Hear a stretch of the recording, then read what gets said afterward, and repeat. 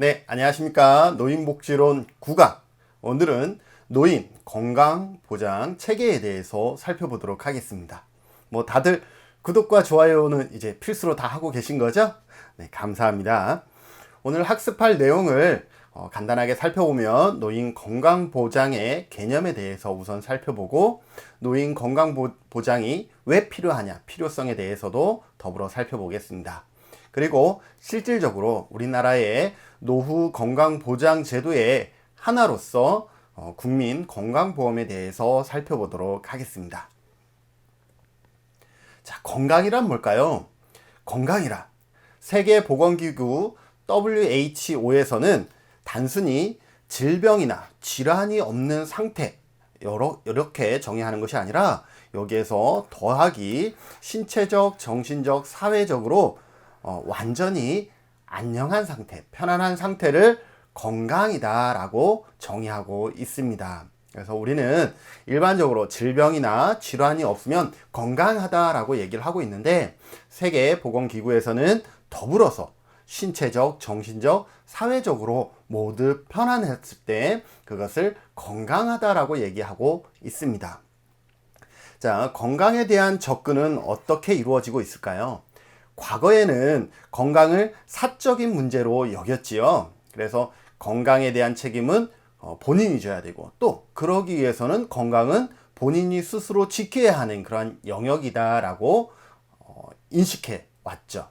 그런데 복지국가 출현 후 우리가 복지국가라는 단어를 종종 듣게 되는데 복지국가는 1930년대부터 1970년대 말까지를 복지국가라고 얘기를 합니다.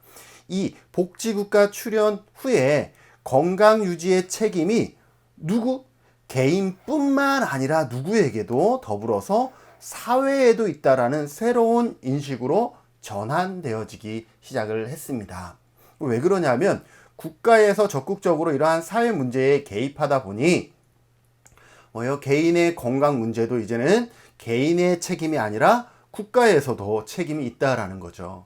더불어 그렇게 설명할 수 있는 근거 중에 어떠한 요인들이 있냐면 산업화, 현대화로 인해서 상당히 많은 사회 현상으로 인해서 건강이 악화되거나 건강에 영향을 미치는 경우가 많이 발생하기 때문에 개인의 어떠한 책임으로 종결짓기에는 한계가 있다라고 여겨지고 있습니다. 자, 노인 건강보장의 필요성. 그러면 실질적으로 노인 건강보장이 왜 필요하냐라는 거죠. 자, 우리나라를 기준으로 봤을 때 우리나라의 기대 수명이 우리가 이전 시간에서도 학습했듯이 83.2세입니다. 거의 85세에 가까운 평균 수명을 갖고 있습니다. 남성도 이제는 80세가 넘었고 여성도 86세 다다를 정도로 우리나라 사람들의 평균 수명은 상당히 높아졌다라고 얘기할 수가 있죠. 자, 그런데 이렇게 정년 이후에 임종에 이르기까지 이 상당히 긴 시간이 있죠. 이 긴 시간을 우리가 과연 어떻게 보낼 것이냐라는 거죠. 그래서 노년기를 더욱 활기차게 보내기 위해서는 무엇이 우선적으로 바탕이 되어져야 하냐면 건강입니다. 건강해야 그래도 더 노년 시간을 더 유의미하고 유익하고 즐겁고 보람되게 보낼 수가 있죠. 그래서 어르신들 사이에서는 어떤 용어가 있냐면 9988234라는 용어가 있습니다. 여러분들 혹시 들어보셨나요? 9988234? 네. 99세까지 팔팔하게 살다가 이틀 아프고 3일째 돌아가시는 것을 어르신들이 가장 선망하고 있습니다. 여기에선 99세까지 팔팔하게 산다는 것은 이해가 되시죠? 충분히. 그런데 이틀 아프고 3일째 돌아가셔야 된대요. 무슨 말이냐? 그냥 아무 예고 없이 잠자다가 임종하거나 이런 게 결코 좋은 게 아니라는 거죠. 왜? 이틀 정도는 아파줘야 그동안 부모와 자식 간에 물론 그러면 안 되겠지만 서로 얘기하지 못했던 서로에 대한 미안했던 부분 또 서로에 대해서 감사했던 부분들을 그게 또 부모와 자식 간이 아니더라도 부부 간에도 그렇게 서로 그 삶을 정리할 수 있는 시간을 최소한 줘야 된다라는 거죠. 그 시간이 너무 오래되면 또 어려워질 수 있으니까 이틀 정도는 그렇게 아픔을 통해서 서로가 서로의 마음을 고백하고 또 열어놓는 시간을 갖고, 그래서 3일째 돌아가시는 것을 가장 이상적인 삶이라고 어르신들은 그렇게 받아들이고 있는 거죠. 여러분들은 어떤가요? 여러분들도 그렇게 생각하시나요? 아무튼 그런데 실제로는 어떠냐 하면 복합적이고 만성적인 노인성 질환에 노출될 가능성이 크죠. 신체적으로도 그렇고, 신체적으로 만성질환이라든지 건강이 좋지 않다 보면 심리적으로 위축되겠죠. 또 심리적으로 위축되다 보면 결국은 사회적으로도 또 거리감을 둘 수밖에 없죠. 그런데 거기에다가 이제 소득 활동도 어떻게 됐어요? 우리나라 정년법이 60세이기 때문에 60세 이후에 대부분의 분들이 소득 활동이 중단이 되겠죠. 그러면서 어떻게 돼요? 만성질환으로 인한 의료비 부담은 결국은 또 하나의 어떠한 문제를 야기할 수 있냐면 빈곤의 문제를 야기할 수가 있다라는 거죠. 자, 더불어서 치매와 중풍 등의 장기 요양은 경제적 부담과 함께 가족 구성원 간의 부양 부담과 갈등을 야기할 수가 있습니다. 제가 노인복지를 지금 한 17년, 18년 정도 하고 있는데 봤을 때 저는 여러 가지로 노인복지를 하면서 여러 가지로 깜짝깜짝 놀랍니다. 지금 TV에 우리가 일반적으로 안 좋은 기사들이 많이 나오잖아요. 근데 노인복지를 하다 보면요, 어르신과 어르신 부부간에 어떻게 이렇게 서로를 챙겨주고 보호해 줄 수가 있을까라고 감탄할 때가 있고요. 부모 자식 간에 요즘 신세대가 아니더라도 요즘 젊으신 분들은 어르신들을 부양하는 것을 상당히 기피하고 잘 안 한다라고 생각하고 있지만, 실제로 지역사회에서 현장에서는 부모님을 깍듯하게 봉양하고 모시는 자녀들도 상당히 많다라는 것을 저는 직접 체험하고 있는 것이죠. 그럼에도 불구하고 김병에는 효자 없다라는 또 하나의 속담이 있죠. 어르신이 건강이 안 좋은데, 이 건강이 안 좋은 게 좀 전에 설명했던 이틀 아프고 3일째 돌아가는 것이 아니라 10년, 20년, 30년 이렇게 상당히 오랫동안 이렇게 와상 상태로 누워 계시나 그러면 보호자 입장에서는 그죠, 아무래도 힘든 부분들이 있겠죠. 왜냐하면 본인의 사회생활을 하지 못하거나 아니면 간병 하시는 선생님들을 이렇게 들려 그러면 그 간병비가 상당히 만만치가 않죠. 그래서 그러한 경제적 또는 개인적인 여러 활동 부분에서 갈등을 야기할 수가 있다라는 거죠. 따라서 국가나 사회가 제도적으로 보장해주는 공적 서비스로서의 노인 건강 보장이 필요하다라고 대부분 인식하고 있는 것이죠. 자, 그러면 의료 보장 제도의 유형에는 어떤 유형이 있냐라고 봤을 때 교재마다 다양하게 설명할 수 있지만 일반적으로 크게 세 가지의 유형을 두고 있습니다. 첫 번째는 사회보험 방식이 있고요. 두 번째는 국민건강보험 방식이 있고, 세 번째는 국민보건서비스 방식이 있습니다. 자, 그럼 각각에 대해서 간단하게 살펴보고, 그럼 우리나라는 어디에 속할까 한번 여러분들이 맞춰보시면 좋을 것 같습니다. 사회보험 방식은 어떤 것이냐? 말 그대로 우리가 보험에 가입하고 있죠. 여러분들이 자동차 보험에 가입하듯이 대상이 자동차가 아니고 사람이 되겠죠. 의료비에 대한 국민의 자기 책임을 일정 부분 인정하는 체계로서 정부기관이 아닌 다수의 보험자가 보험료를 통해 재원을 마련하여 의료를 보장하는 방식이다라는 거예요. 그래서 쉽게 여러분들이 생각하면 자동차 보험과 연동해서 생각하면 편하겠죠. 자동차 보험은 어때요? 사고에 대한 본인의 책임을 일정 부분 인정하고 있는 거죠. 그런데 사고의 형태에 따라서 그 처리비가 자기의 가지고 있는 돈으로 감당할 수도 있지만 그보다 몇 배, 수십 배 이상, 수백 배 이상 들어가는 비용이 발생할 수도 있죠. 그러한 부분에 대해서 뭐예요? 사전에 사회보험 방식으로 보험에 가입하죠. 근데 자동차 보험은 어떻게 해야 돼요? 무조건 가입해야 되는 형태를 띠고 있어요. 반면에 자동차 보험은 국가에서 어떤 공단이라든지 이러한 형태로 국가에서 일괄 운영하고 있지 않죠. 그래서 다수의 보험자가 있습니다. 뭐 메리츠라든지 삼성이라든지 동부라든지 이러한 다양한 자동차 보험 회사가 있죠. 이 보험 회사를 여기서 보험자라 그럽니다. 다수의 보험자가 그러한 개개인으로부터 어떻게 해요? 보험료를 통해서 재원을 마련하고 이제 자동차의 어떤 사고 발생 처리비에 충당하잖아요. 마찬가지 정부가 아닌 다수의 보험자가 보험료를 통해서 재원을 마련하여서 의료를 보장하는 방식을 사회보험이라고 얘기를 합니다. 독일의 비스마르크가 창시하여 비스마르크 방식이라고 하고 대표적인 국가로 독일이라든지 프랑스 등이 있습니다. 전 세계적으로 건강보험이 가장 먼저 도입된 나라는 어딜까요? 네, 독일입니다. 독일이 1883년에 전 세계적으로 사회보장 제도를 가장 먼저 도입했고 사회보장 제도 중에서도 건강보험을 가장 먼저 도입을 하게 됩니다. 그래서 건강보험은 사회보장, 전 세계 사회보장 제도 중에서 가장 먼저 시행된 제도이면서 독일에서 가장 먼저 실시가 됩니다. 그런데 어떤 방식으로 실시가 돼요? 사회보험 방식으로 실시가 됐다라고 여러분들이 인식하시면 될 것 같습니다. 두 번째로 건강보험입니다. 국민건강보험은 사회보험과 마찬가지로 사회연대성이라는 것은 보험의 방식을 같이 하고 있다라고 보시면 될 것 같습니다. 연대성을 기반으로 보험의 원리를 도입한 체계이지만 다수의 보험자를 통해서 운영되는 사회보험 방식과는 달리 단일한 보험자. 자, 단일한 보험자가 어떻게 해요? 국가 전체의 건강보험을 운영하고 있습니다.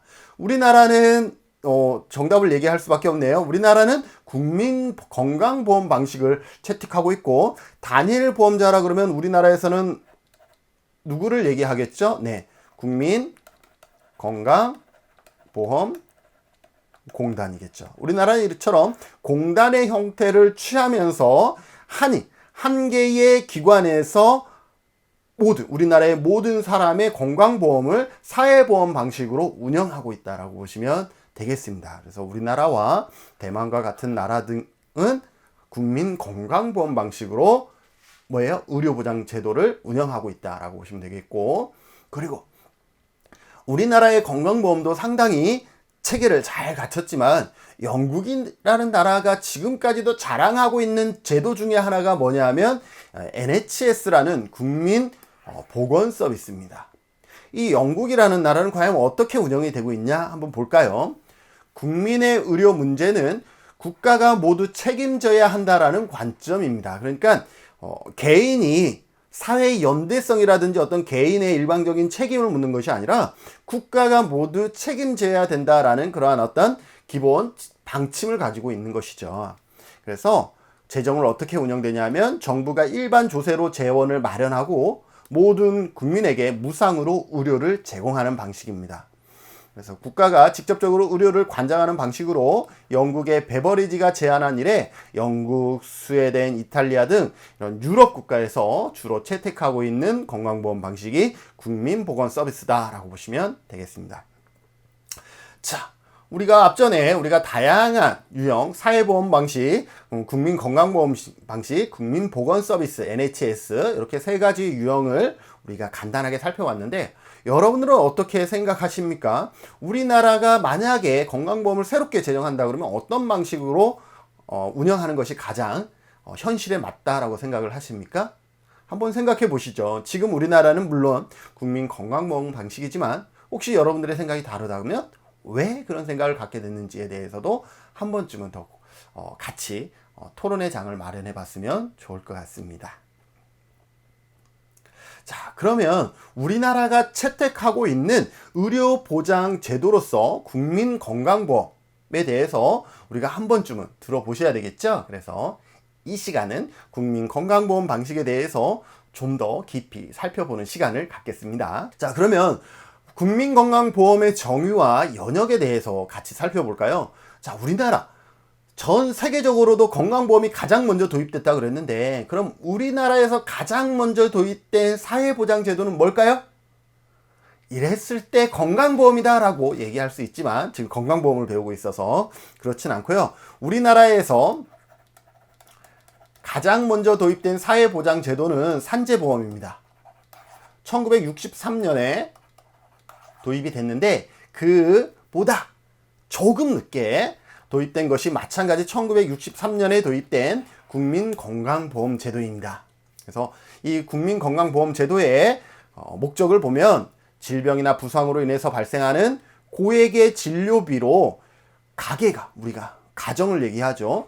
과도한 부담이 되는 것을 방지하기 위해서 국민들이 평소에 큰 문제가 없을 때 보험료를 내고 보험자인 국민건강보험공단, 여기서 여러분들 기억하는 거는 보험자가 누구냐, 보험자는 공단이 보험자라는 거, 이게 헷갈립니다. 그리고 이거는 뭐 1급 시험에도 나올 수 있는 그런 내용들이에요. 그래서 보험자는 누구다? 공단이다 라고 보시면 될 것 같아요. 이 공단이 이를 관리 운영하다가 필요시 보험급여를 제공함으로써 국민 상호간 위험을 분담하고 필요한 의료 서비스를 받도록 하는 사회보장제도가 뭐다? 국민건강보험이다 라고 보시면 될 것 같고, 이 건강보험은 연역도 좀 기억을 해 두시면 좋아요. 언제 만들어졌다 그랬어요? 1963년 12월에 만들어지는데 당시 의료보험법, 사회보험제도이기 때문에 의료보험법으로 만들어집니다. 그리고 여러분들 기억하실 게 1989년에 전국민 의료보험을 실시합니다. 여러분들 1989년 이전에 집안에 누군가가 아프면 건강보험 적용되지 않던 분들이 아프면요, 그 집이 부도나는 상황이 많았어요. 그만큼 의료비가 상당히 의료비 지출이 상당히 가정에 큰 부담으로 작용을 했었죠. 그런데 1989년 전국민 의료보험 제도가 도입이 되면서 그 다음부터는 조금 아프더라도 그래도 의료비용은 많이 들어가지만 그 과거처럼 집이 부도나거나 이 정도 수준은 아니었다라고 보시면 될 것 같습니다. 그러다가 여러분들이 1998년에 지역의료보험조합과 공무원 사립학교 교직원 의료보험이 통합이 됩니다. 그래서 통합이 되고 국민의료보험관리공단이 출범하게 되는 것이죠. 그래서 2000년도에 99년도에 국민건강보험법이 제정되고 2000년도에 어떻게 되냐 하면 국민의료보험관리공단과 직장의료보험조합이 통합이 됩니다. 무슨 말이냐면 우리나라의 건강보험은 처음에 만들어질 때 상당히 조합주의로 만들어졌어요. 그러니까 77년 보면 486개의 조합을 설립해서 조합주의로 만들어졌다가 98년에 어떻게 돼요?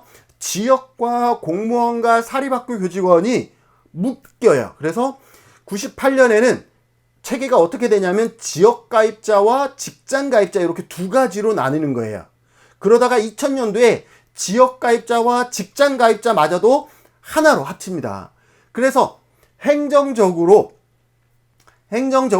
전체적으로는 하나의 조직이 됐고 조직적으로 전체로 하나가 된 거예요. 그래서 2000년도에 조직으로서는 하나의 조직을 만들어냈지만 이 안에서 재정은 직장가입자의 재정과 지역가입자의 재정은 따로 분리해서 관리 운영하고 있었죠. 그게 언제?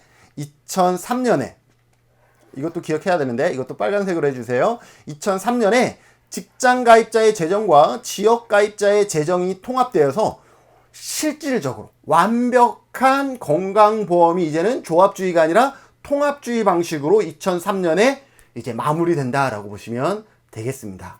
그리고 2007년에 노인 장기요양보험법이 만들어지고 2008년 7월부터 노인 장기요양보험 제도가 실시가 됩니다. 그래서 저도 2008년부터 요양보호사 교육을 했고, 그리고 7월이 됐을 때는 제가 장기요양기관을 설치 운영하면서 지금까지 유지해 오고 있습니다.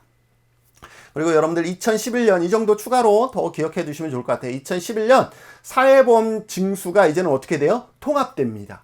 여러분 이 이전까지는 사회보험료를 각각 별도로 냈어요. 건강보험료 따로 내고 국민연금 따로 내고 산재 이렇게 다 따로 내다가 이제는 그 보험료 징수를 건강보험공단에서 통합적으로 하나로 일괄해서 이렇게 여러분들 고지서 보면 같이 나오고 있죠. 그렇게 징수하고 있다라고 기억하시면 될 것 같습니다.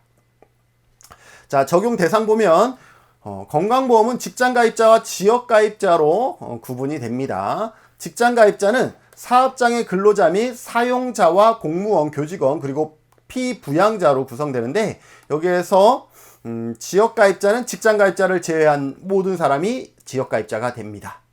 그래서 피부양자는 이러한 조건이 있다라는 것 기억하시고, 여기에서 의료급여 대상자는 건강보험 대상자가 아니다라는 정도만 좀 기억을 해 두시죠. 의료급여 대상자는 누가 아니다? 건강보험 대상자가 아니다. 그래서 건강보험 대상자는 한마디로 얘기하면 의료급여 대상자를 제외한 전 국민이 뭐가 돼요? 건강보험 대상자가 된다라고 보시면 될 것 같습니다. 그럼 의료급여 대상자는 어떤 분이냐? 의료급여 대상자는 생계가 곤란해서 건강보험료를 낼 수 없는 분들이겠죠. 쉽게 얘기하면 건강보험료를 낼 수 없는데 건강보험을 내라 그러면 못 내죠. 못 내면 결국은 건강보험 제도의 다양한 혜택들을 받을 수가 없잖아요. 그래서 그렇게 일정 수준 이하의 소득을 가지고 계신 분들은 건강보험 가입자가 아니라 의료급여 가입자가 돼서 의료급여, 즉 건강보험료를 내지 않고 건강보험의 혜택이 아니라 의료급여의 혜택으로 마찬가지 의료보장을 받고 있다라고 보시면 되겠습니다. 자, 건강보험에서 제공하고 있는 급여의 종류는요, 현물급여와 현금급여가 있는데, 현물급여는 요양급여와 건강검진이 있습니다. 현물은 돈으로 주는 것이 아니라 서비스로 준다라는 거죠. 자, 요양급여 봅시다. 요양급여는 우리가 일반적으로 병원에 가서 이루어지는 다양한 진료했을 때 뭐 할인이라든지 이런 걸 다 받고 적용하고 하고 있잖아요. 그래서 우리가 평소 병원을 이용해서 받는 진료라든지 진찰이라든지 수술이라든지 처방이라든지 이것에 관한 모든 것들이 요양급여에 해당됩니다. 현물급여의 요양급여에 해당된다라고 보시면 되고, 건강검진은 질병의 조기 발견을 위해서 생애 주기별로 우리가 건강검진을 하고 있죠. 그 건강검진도 현물급여에 해당한다라고 보시면 되겠고, 자, 현금급여는 어떤 것이냐? 요양비가 있습니다. 요양비는 어떤 것이냐면 요양기관 위의 장소에서 그 서비스를 받은 거죠. 그 중에 누구를 제외하냐면 출산비는 제외합니다. 왜냐하면 요양기관 외에서 여러분들이 예를 들어서 집에서 출산을 하게 되면 원래는 요양비를 받아야 되지만 여기 임신 출산 진료비로 별도로 책정이 돼 있어요. 그래서 그런 분들은 이런 임신 및 출산과 관련된 진료비를 전자 바우처로 일부 지원하는 제도를 받기 때문에 출산비는 어차피 여기에서 받기 때문에 출산비를 제외한 뭐 산소치료 대여라든지 당뇨 환자 뭐 소모성 재료 구입이라든지 이런 것에 발생하는 비용은 요양비로서 뭐예요? 현금 급여가 된다라고 기억하시면 되고, 장애인 보조기기, 장애인이 받을 수 있는 보조기기 중에 건강보험에서 제공하고 있는 부분은 가입자나 피부양자 중에서 장애인 복지법에 의해서 등록한 장애인이라 그러면 마찬가지 그 제도 내에서 지급하고 있는 다양한 장애인 보장구를 어떻게 무료 또는 감면 적용해서 구입할 수 있다라고 보시면 되겠습니다. 그리고 본인 부담액 상한제, 가입자 및 피부양자가 1년에 내는 이 과도한 의료비로 인해서 가게는 부담될 수밖에 없기 때문에 건강보험의 혜택을 받았지만 그래도 본인 부담금이 과도할 때는 상한제를 설정해서 상한제 이상의 지출 비용은 나중에 1년 단위로 해서 환급해 주는 제도가 있습니다. 구체적인 금액들은 여러분들이 국민건강공단 홈페이지에 들어가서 본인 부담액 상한제를 치시면 여러분들이 그 금액, 여러분들이 재산 기준에 따라서 상한액이 다 차등이 되어 있기 때문에 그것을 여러분들이 살펴보실 수 있을 것입니다. 자, 건강보험의 재정 안정성을 도모하기 위해서 의료급여를 어떻게 하고 있어요? 1차 의료기관, 2차 의료기관, 3차 의료기관 이렇게 나눠지고 있죠. 그래서 우리가 일반적으로 아팠을 때는 어디부터 가요? 1차 의료기관, 의원이나 보건소나 보건취소, 약국 이런 곳은 1차 의료기관에 해당됩니다. 여기에서 뭔가 조금 더 구체적인 검진이 필요하다 그러면 2차 의료기관에 가는 거죠. 그래서 30병상 이상에서 500병상 미만의 병원이거나 종합병원은 2차 의료기관이 됩니다. 그리고 500병상 이상의 의과대학, 뭐 제주대학병원인데 보건복지부 승인을 받으면 의과대학이라든지 뭐 종합병원 이런 데는 3차 의료기관이 됩니다. 그러니까 이 대학병원이 모두 다 3차가 되는 것은 아니에요. 그래서 그 조건들을 갖췄을 때 1차, 2차, 3차 이렇게 의료기관이 구분이 된다라고 보시면 되겠습니다. 자, 보험료 산정 방법에 대해서 살펴보면 지금 2020년 기준이죠. 2020년 기준 건강보험료는 우리가 얼마 내냐면 우리가 받고 있는 보수월액, 우리가 1년 동안 받는 그 임금 총액을 12로 나누면 그게 보수월액이 되는 거예요. 그 보수월액에 건강보험료가 얼마냐면 6.67%를 내는 거예요. 만약에 내가 급여가 100만 원이다 그러면 66,700원을 건강보험료로 내는 거죠. 건강보험료를 내는데 만약에 직장가입자라 그러면 사업장에서 반, 또 그 근로자가 반 이렇게 부담을 하고 있죠. 자, 그런데 건강보험료가 어디에서 무엇을 기초로 해요? 우리가 받고 있는 월급을 기준으로 해서 쉽게 얘기하면 6.67%를 떼죠. 그런데 장기요양보험 제도가 있는데 이 장기요양보험은 다시 이 건강보험료를 기준으로 해서 다시 뗍니다. 무슨 말인지 아시겠어요? 왜 그런지 모르겠어요. 차라리 그냥 월급에서 몇 프로 이렇게 해도 되는데 월급에서 몇 프로 하면 이게 소수점으로 막 가기 때문에 월급을 기준으로 해서 산출하지 않고 건강보험료를 기준으로 해서 다시 산출하는데 우리가 내고 있는 건강보험료의 10.25% 건강보험료의 10.25%를 장기요양보험으로 내고 있습니다. 예를 들어서 여러분들의 월급이 100만 원이면 66,700원을 건강보험료로 내고 66,700원에 다시 10%인 약 뭐 한 6,700원 정도를 뭘로 낸다? 장기요양보험료로 지출하고 있다. 보험료로 기여하고 있다라고 보시면 되겠습니다. 자, 그러면 이때 본인 부담금은 얼마가 되느냐라는 거죠. 여러분 본인 부담금 여러분들이 실제로 받는 어떤 혜택을 말하는데 총 진료비에 입원했을 때는 여러분들 20%만 내면 돼요. 여러분들이 입원했을 때 급여 항목에서 뭐예요?